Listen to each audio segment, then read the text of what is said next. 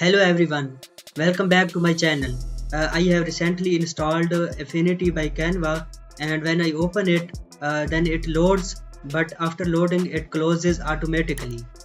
Here you can see it is not giving me an option to click on no or yes. Okay, so now let's see what I have done so far.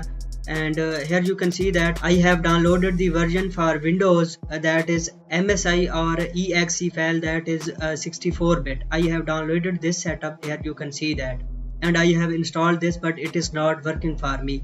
And if you are also facing the same, then what you can do is you can download another version, that is MSIX. So I have already downloaded it, so I will install it in this video. But in your case, if you have downloaded MSIX version and it is not loading, then you can download MSI exe version and then try. So I have downloaded this version, but it is not working on my end, and I am going to install it now, and let's see if it works. So I uninstall the version I have currently. So let's go to uninstall, then click on three dots here and uninstall, then again uninstall, and preparing to remove, click on yes. Here you can see it has been uninstalled successfully. And just to recap that I used this version .exe and it was not working for me. Now I have already downloaded it, MSIX version. So if you haven't downloaded, then you can click here and then your download will start. So I am going to cancel it as I already downloaded it. So then let's open it and install.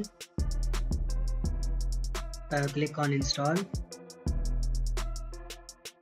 Here you can see that our Affinity has been installed. I already did so, but I was not sure that if it has been installed, so I did it again. Let's launch it.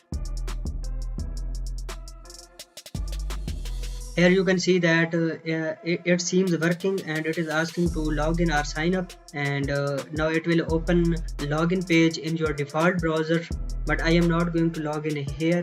I am logged in another browser. Let's go there and paste the link here.